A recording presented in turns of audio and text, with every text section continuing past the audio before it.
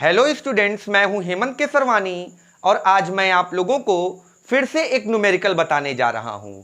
और आज का ये न्यूमेरिकल बहुत ज़्यादा महत्वपूर्ण होने वाला है क्योंकि कुछ इसी प्रकार का न्यूमेरिकल बोर्ड की परीक्षा में कई बार पूछा जा चुका है और फ्यूचर में फिर से पूछे जाने की संभावना है। और साथ ही साथ ऐसा ही न्यूमेरिकल नीट के एग्जाम में या फिर जेई मेंस के एग्जाम में भी आने की संभावना बनती है।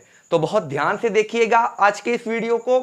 तो न्यूमेरिकल को शुरू करने से पहले हम कुछ बेसिक बातें कर लेंगे ताकि आपको पता चल जाए कि आज हम किस टॉपिक पे न्यूमेरिकल करने वाले हैं। तो आप लोगों को पता होगा कि अगर कोई चालक तार है, पहले मैं चालक तार को बोर्ड पर बना लेता हूं। मान लेते हैं कि ये हमारा क्या है, एक चालक तार है। ठीक है, इस प्रकार से है ये एक चालक तार। ठीक, आप देख सकते हो यहां पर कि मतलब उस चालक तार का एक भाग मैंने लिया है, एक सेक्शन लिया हुआ है। आप कोई भी चालक तार देखोगे तो वो शेप में, आकृति में कैसा होता है, सिलेंड्रिकल होता है, बेलनाकार होता है। तो मैंने उसी चालक तार को मैग्नीफाई करके, मतलब कि आवर्धित करके, बड़ा करके यहां पर बना दिया है ताकि चीजें आसानी से समझी जा सके।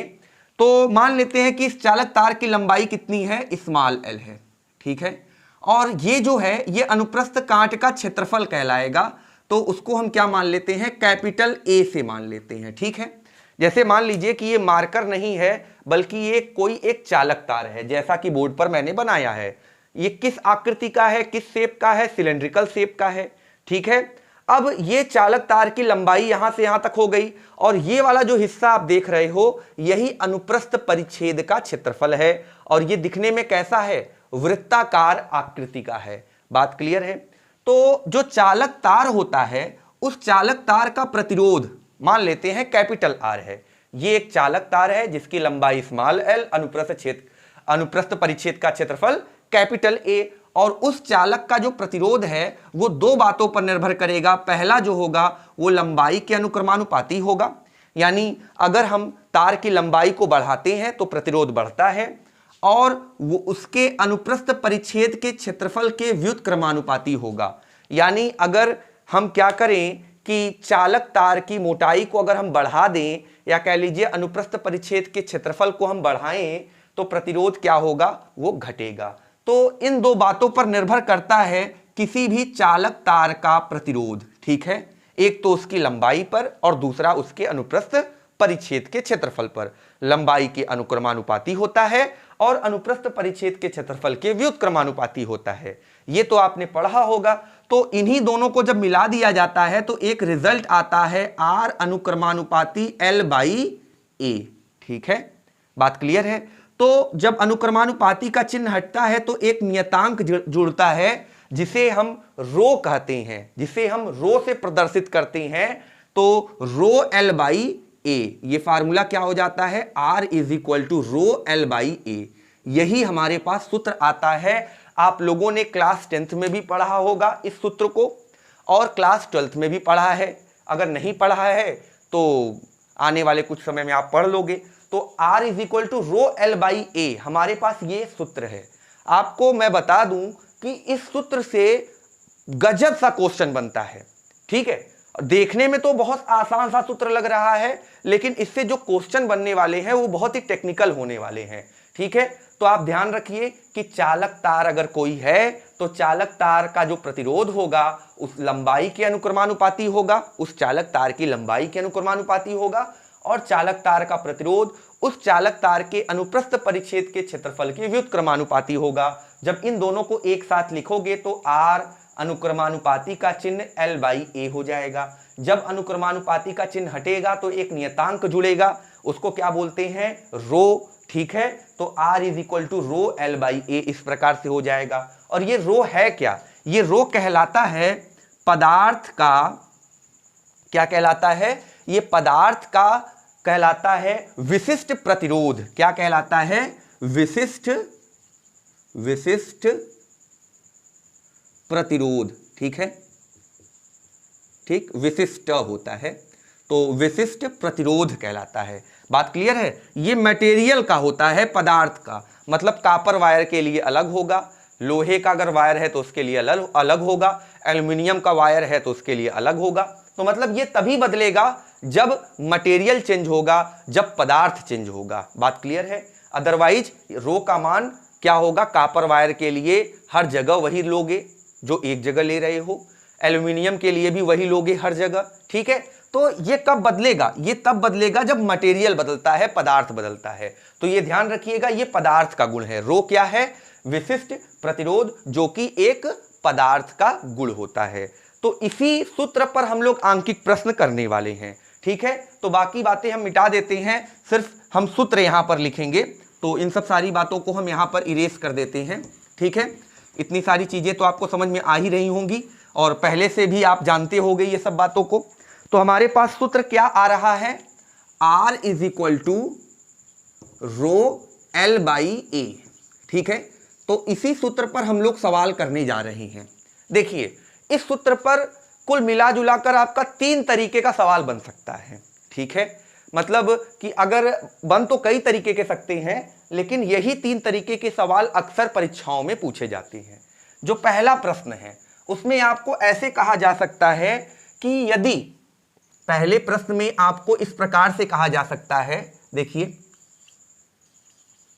पहले प्रश्न में आपको इस प्रकार से कहा जा सकता है कि यदि चालक के कोई चालक तार है और उस चालक तार की लंबाई में 10% की वृद्धि कर दी जाए और उसके त्रिज्या में 10% की कमी कर दी जाए, तो चालक तार के प्रतिरोध में कितने प्रतिशत का परिवर्तन आएगा, या कह लीजिए कितने प्रतिशत प्रतिरोध घटेगा या बढ़ेगा। ठीक है, पहला प्रश्न ये हो सकता है। तो पहले हम प्रश्न को लिख लेते हैं यहां पर बोर्ड पर। ठीक है, तो प्रश्न मैंने क्या बोला कि यदि चालक तार की लंबाई में 10% की वृद्धि तथा त्रिज्या में 10% की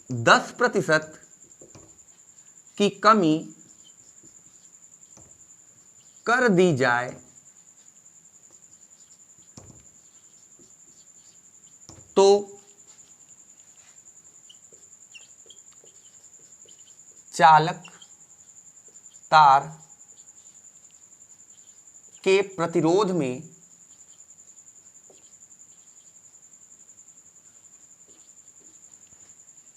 कितने प्रतिशत की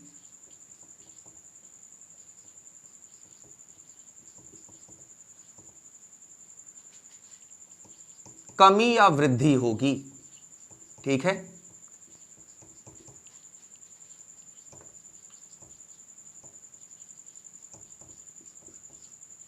तो आप लोगों को प्रश्न बिल्कुल स्पष्ट है। एक बार मैं फिर से पढ़ देता हूं। यदि चालक तार की लंबाई में 10% की वृद्धि तथा त्रिज्या में 10% की कमी कर दी जाए, तो चालक तार के प्रतिरोध में कितने प्रतिशत की कमी या वृद्धि होगी। ठीक है, यहां पर 10% के अलावा कुछ और भी हो सकता था, 20% हो सकता था, 25% हो सकता था, लेकिन मैंने ऐसे ही जनरली 10-10% दोनों में ले लिया है। एक में 10% की वृद्धि और दूसरे में 10% की कमी। ठीक है, तो आइए देखते हैं इस प्रश्न को कैसे हल करेंगे। ठीक है, बहुत महत्वपूर्ण ये सवाल है, कई बार बोर्ड की परीक्षा में देखा गया है इसे। ठीक है, तो जैसे कि मान लेते हैं कि तार की जो प्रारंभिक लंबाई है L1 वो कितनी है? L है। ठीक है, तार की प्रारंभिक लंबाई को मैंने क्या मान लिया? स्मॉल l से दिखा दिया। और तार का जो त्रिज्या है R1, प्रारंभिक त्रिज्या, वो कितनी है? R, स्मॉल r है, ध्यान दीजिएगा। और जो तार का प्रतिरोध है R1 वो क्या है? प्रारंभिक R है। ठीक है, इतनी बातें मैंने मान ली। ठीक, अब दूसरी चीज क्या है कि 10% की वृद्धि कहा जा रहा है लंबाई में, तो L2 क्या हो जाएगा? L2 जो होगा वो प्रारंभिक लंबाई का 10% बढ़ गया, तो 10% कितना होगा? 10% निकालोगे तो L/10 आएगा। करके देख लो, जैसे कि यहां पर हम कर लेते हैं, दिखा देते हैं आपको कि L का अगर 10% निकालोगे तो 10/100 ऐसे ही तो लिखोगे, तो 1 0 से ये कट जाएगा, कितना आएगा? L/10 आएगा। मतलब 10% बढ़ाने का मतलब L/10 जोड़ देना है। तो L बटे 10 यहां पर हमने क्या कर दिया, जोड़ दिया। तो ये कितना हो गया, 11L बटे 10। मतलब पहले तार की लंबाई L थी, लेकिन अब तार की लंबाई कितनी हो गई, 11L बटे 10 हो गई। अब त्रिज्या की बात करें जो कि R2 है, स्मॉल R2, वो 10% की कमी है। तो R माइनस R बटे 10, जैसे मैंने लंबाई में 10% दिखाया वैसे ही त्रिज्या में भी आप 10% दिखा सकते हो, लेकिन अब क्या करना है, कमी करना है, इसलिए माइनस लगा दिए हैं। ठीक है, तो ये हो जाएगा 9R बटे 10। यहां लसा ले लो आप, 10 ऊपर जाएगा, 10R माइनस R 9R होता है। सिंपली इस प्रकार से आ जाएगा। और जो R2 है वो कितना होगा, पहले ये हम लोग निकाल लें, फिर प्रतिशत कितनी वृद्धि हुई या कितनी कमी हुई वो हमें पता चल जाएगी। चलिए, तो ये सूत्र का अब हम लोग प्रयोग करते हैं। ठीक है, इसके लिए प्रयोग करते हैं। ठीक, तो यहां क्या लिखेंगे, R1 बराबर रो L1 बटे A2, सॉरी L1 बटे A1। अब यहां पर देखिए कि रो को हमने रो1 रो2 क्यों नहीं कर रहे हैं। मैंने आपको क्या बताया कि रो जो होता है वो पदार्थ का गुण है। ठीक है, तो जो तार है उस तार की लंबाई में वृद्धि और त्रिज्या में कमी की जा रही है, लेकिन तार के पदार्थ को नहीं बदला जा रहा है। तार वही है, कॉपर का ही तार है, या फिर कह लीजिए एल्युमिनियम का ही तार है, किसी भी मेटल का तार है। ठीक है, उस मटेरियल को नहीं बदला जा रहा, इसीलिए रो जो होगा रो ही रहेगा इस कंडीशन में भी और सेकेंड वाले कंडीशन में भी। ठीक है, तो इसी को एक स्टेप और लिख लें, तो R1 is equal to rho L1 और पाई A1 के स्थान पे क्या लिख सकते हैं। मैंने आपको बताया था कि तार का जो अनुप्रस्थ परिच्छेद होगा वह वृत्ताकार होगा। ठीक है, तो वृत्ताकार अगर कोई आकृति है तो उसका क्षेत्रफल क्या लिखोगे, पाई R स्क्वायर। तो यहाँ पाई R1 स्क्वायर इस प्रकार से हो जाएगा। तो इसको समीकरण 1 कर लेते हैं। इसी प्रकार से जब हम दूसरे वाले तार के लिए लिखेंगे तो यहाँ लिखेंगे R2 is equal to rho L2 by A2, या इसी को क्या लिख सकते हैं, R2 is equal to rho L2 by pi R2 का स्क्वायर, इस प्रकार से लिख सकते हैं।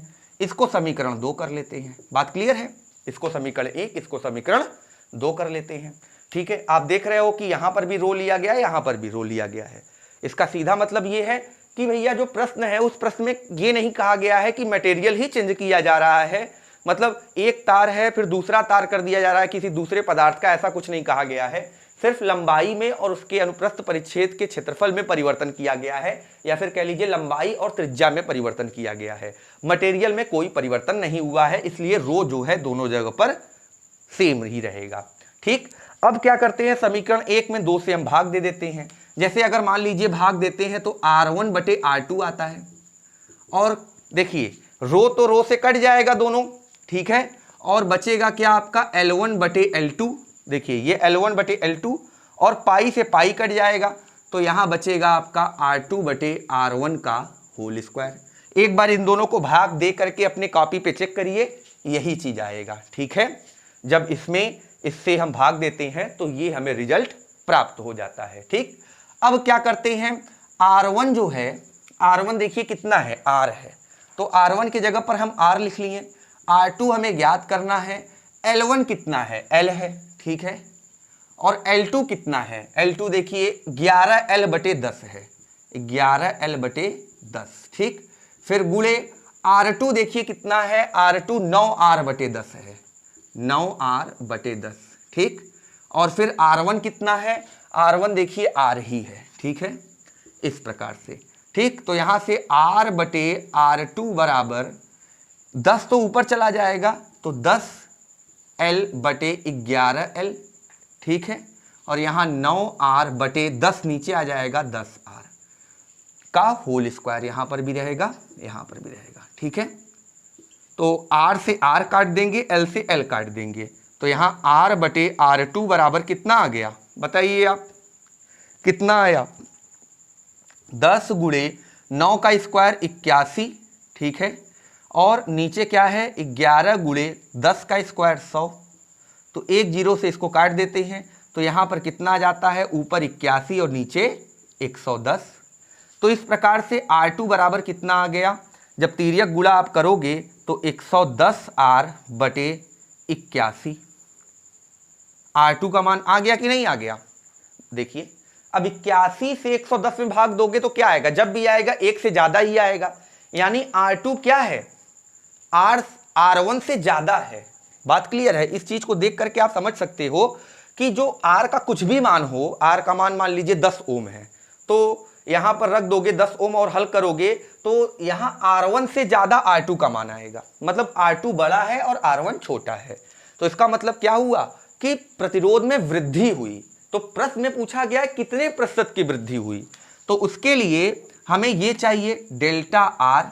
ठीक है, डेल्टा आर क्या है, प्रतिरोध में परिवर्तन बटे प्रारंभिक प्रतिरोध गुणे 100। यही हो गया क्या आपका, यही सूत्र हो गया किस चीज का, प्रतिरोध में वृद्धि का सूत्र हो गया। ठीक है, तो प्रतिरोध में परिवर्तन कितना हुआ है, R2 माइनस R1 कितना है, R2 माइनस R1 बटे R इंटू 100।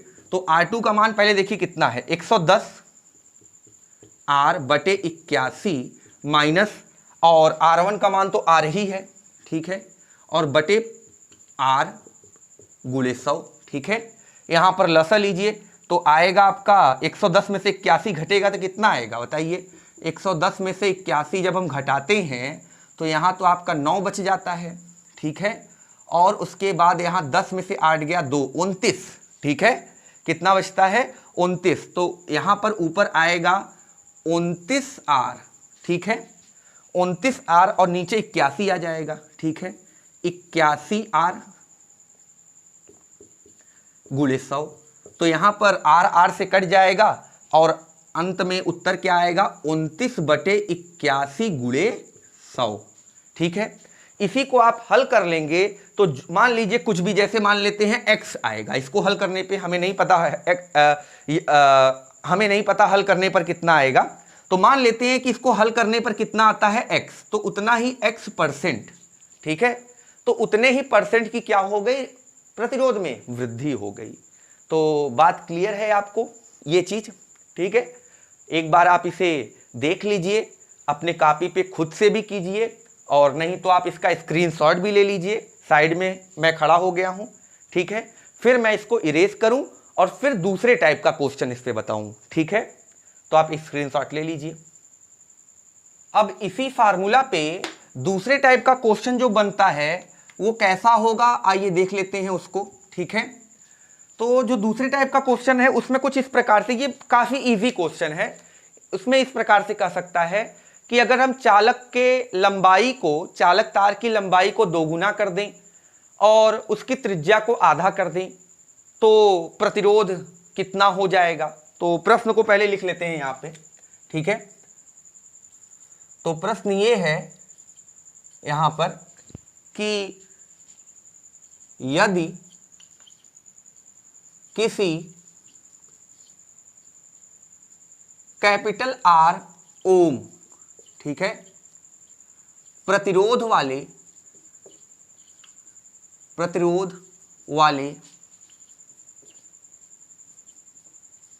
तार की लंबाई को दोगुना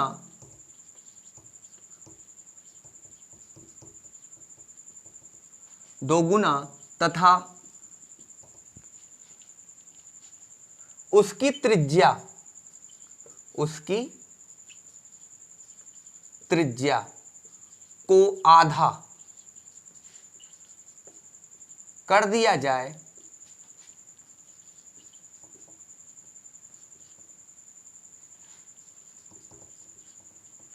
तो चालक तार का प्रतिरोध कितना हो जाएगा। ठीक है,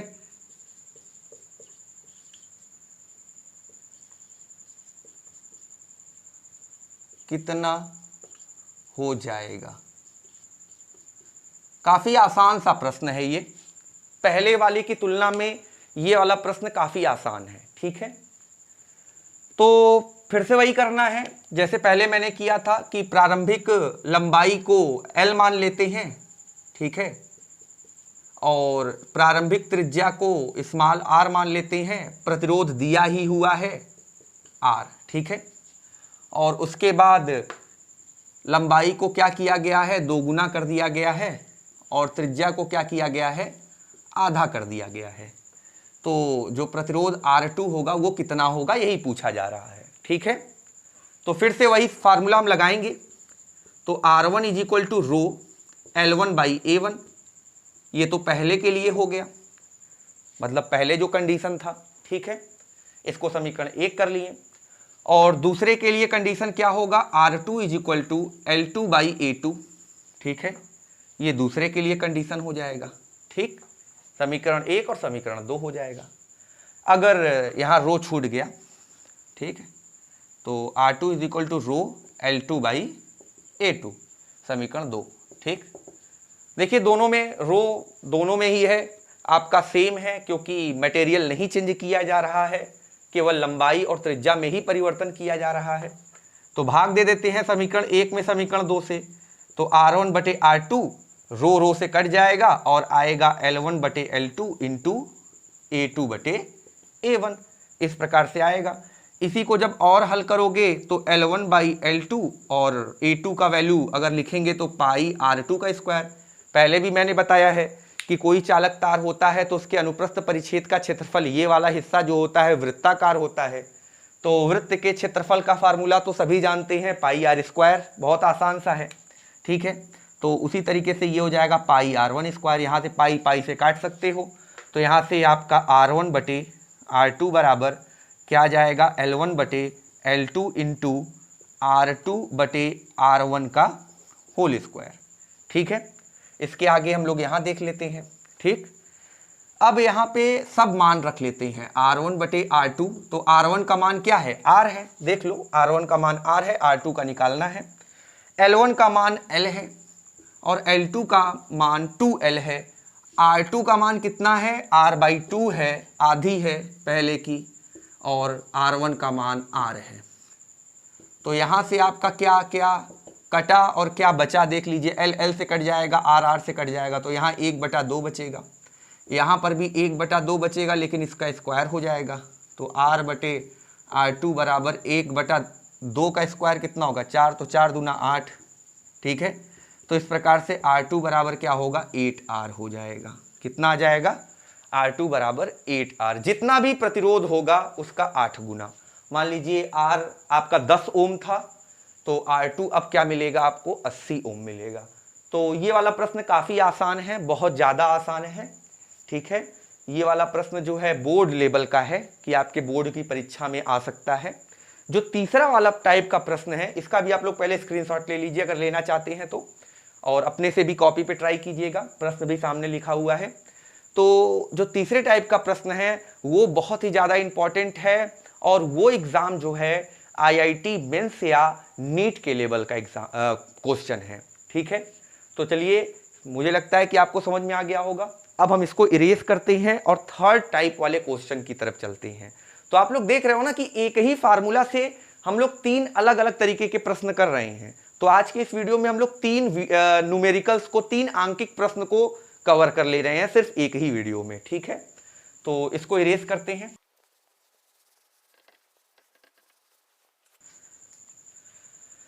अब जो तीसरे टाइप का अंकित प्रश्न है, इसी फार्मूला पर आधारित है वो भी।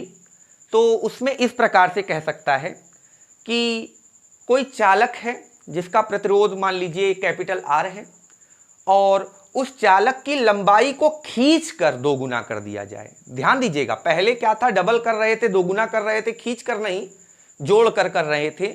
लेकिन इस वाले कंडीशन में क्या है कि चालक की तार की लंबाई को खींच कर जब आप 2 गुना करते हो तो क्या होगा, ये कंडीशन यहां पर देखने की है। तो पहले चलिए हम लोग प्रश्न लिख लेते हैं तो ज्यादा क्लियर होगा, मैं कहना क्या चाहता हूं आपको समझ में आ जाएगा। तो प्रश्न ये है कि यदि कैपिटल R ओम प्रतिरोध वाले किसी चालक तार को खींचकर उसकी लंबाई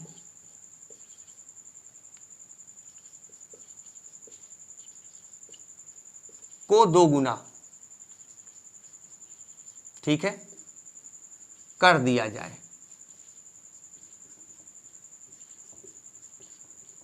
तो तार का प्रतिरोध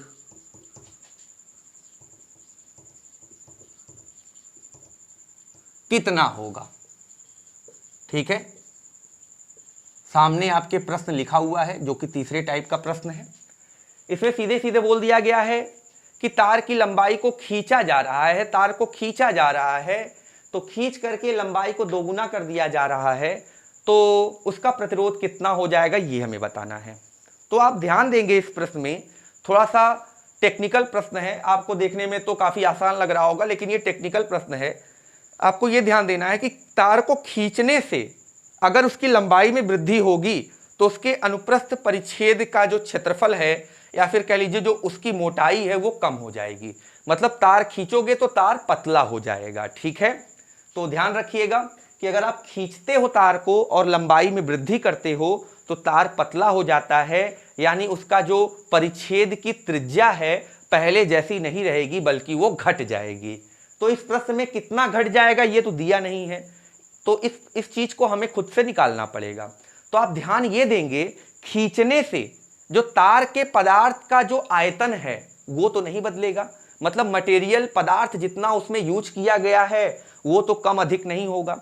जैसे कि अगर हम आपको मिट्टी दे दें, गीली मिट्टी दे दें, उसी गीली मिट्टी से पहले आप क्या बना रहे हो, गोला बना रहे हो, फिर उसको बिगाड़ करके घन बना दे रहे हो, फिर उसको बिगाड़ करके तुम शंक्वाकार आकृति बना दे रहे हो, तो आयतन तो उतना ही यूज हो रहा है।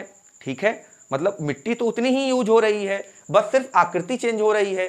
तो खींचने से आयतन में परिवर्तन नहीं होगा, केवल तार लंबी हो जाएगी और उसका जो मोटाई है वो कम हो जाएगा, यानी तार पहले की अपेक्षा कुछ पतला हो जाएगा। तो यही कॉन्सेप्ट हम यहाँ पर लगाते हैं। जैसे मान लेते हैं तार की जो प्रारंभिक लंबाई है वो L1 है और खींचने के बाद लंबाई L2 हो जा रही है, और खींचने के पहले आपका जो मोटाई है या त्रिज्या है R1 है और खींचने के बाद आपका R2 हो जा रहा है। तो बेलन की आकृति अगर कोई है तो उसका आयतन का फार्मूला क्या होता है, आपको याद होगा, पाई आर स्क्वायर एच होता है। लेकिन यहाँ पर एच का प्रयोग नहीं करेंगे, एच की जगह पर एल है, एच की जगह पर क्या है, एल। मतलब कि अगर बेलन को ऐसे खड़ा रखेंगे तो वही ऊंचाई हो जाएगी, ऐसे लिटा कर रख देंगे तो वही लंबाई हो जाएगी। तो पाई आर स्क्वायर एल। ठीक है, तो ये होता है आयतन। पहले का आयतन कितना होगा, पाई R1 स्क्वायर L1। ठीक है, और बाद का आयतन क्या होगा, पाई R2 स्क्वायर L2। ये दोनों आयतन आपस में क्या होंगे, बराबर होंगे। तो पाई को पाई से हम काट सकते हैं, तो यहां से R1 बटे R2 पक्षांतर कर लिए का होल स्क्वायर बराबर आता है L2 बाई L1। ठीक है, तो पहले वाले के लिए हम क्या लिखेंगे, प्रतिरोध का फार्मूला R1 बराबर रो L1 बटे A1, और दूसरे वाले के लिए क्या लिखेंगे, R2 बराबर रो L2 बटे A2। यहां पर समझ रहे हो ना, L1 L2 A1 A2 क्या है, ये पहले का लंबाई और अनुप्रस्थ परिच्छेद का क्षेत्रफल, ये खींचने के बाद लंबाई और अनुप्रस्थ परिच्छेद का क्षेत्रफल। ठीक है, भाग दे लो यहां पर, तो R1 बटे R2 बराबर आपका रो से कट जाएगा, L1 बटे L2 इंटू A2 बटे A1 आ जाएगा। कॉपी पे भाग देकर देखिए यही आएगा। अब इसमें हम और हल करते हैं, तो L1 बटे L2 इंटू पाई R2 का स्क्वायर बटे पाई R1 का स्क्वायर, इस प्रकार से हो जाएगा। यहाँ से पाई पाई से हम काट सकते हैं। ठीक है, तो हमारा R1 बटे R2 बराबर क्या मिल जाएगा, L1 बटे L2 इंटू R2 बटे R1 का होल स्क्वायर, इस प्रकार से आएगा। और ये रिजल्ट आप देख रहे हो ना कि R1 बटे R2 का होल स्क्वायर, यहाँ पर क्या है, R2 बटे R1 का होल स्क्वायर, उल्टा है।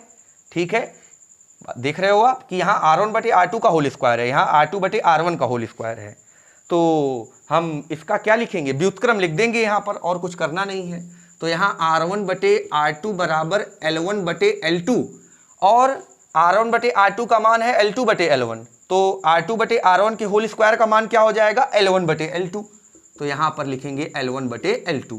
बहुत ही आसान है, थोड़ा सा आप ध्यान दीजिए तो समझ में आ जाएगा कैसे हमने यहाँ पर इसकी जगह पर L1/L2 लिखा है, इस चीज का प्रयोग किया है, इस वैल्यू को यहां पर मैंने रख दिया है। ठीक है, तो यहां से आपका R1/R2 बराबर क्या आ जाता है, L1/L2 का होल स्क्वायर।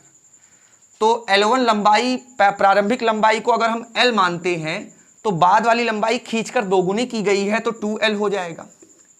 ठीक है, L से कट जाएगा तो R1/R2 बराबर आएगा 1/2, यानी 1/2 का स्क्वायर यानी 1/4।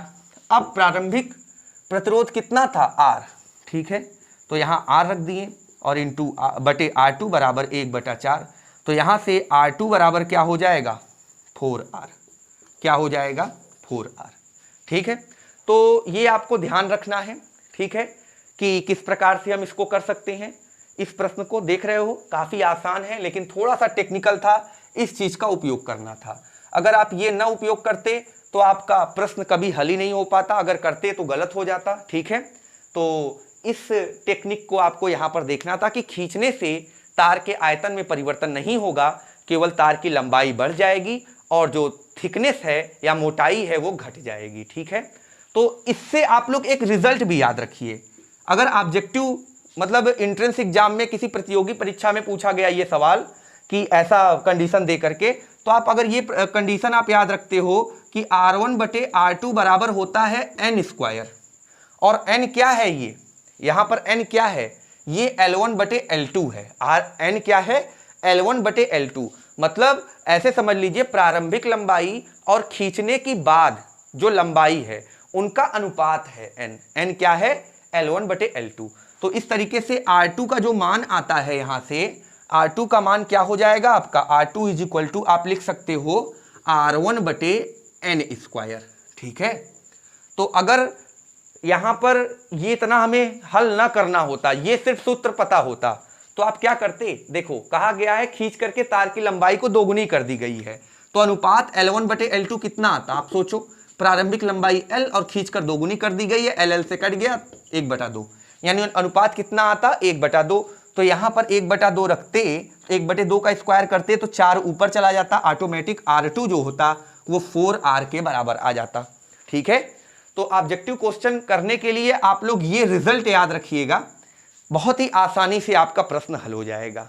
ठीक है, तो इसको भी आप लोग देख लीजिए, स्क्रीनशॉट ले लीजिए, और उम्मीद करता हूँ कि ये वीडियो आप लोगों को बहुत अच्छा लगा होगा, इसलिए वीडियो को लाइक कीजिए, नए हैं तो चैनल को सब्सक्राइब कीजिए। अब मिलते हैं आप लोगों से नेक्स्ट वीडियो में, तब तक आप सभी को नमस्कार, धन्यवाद।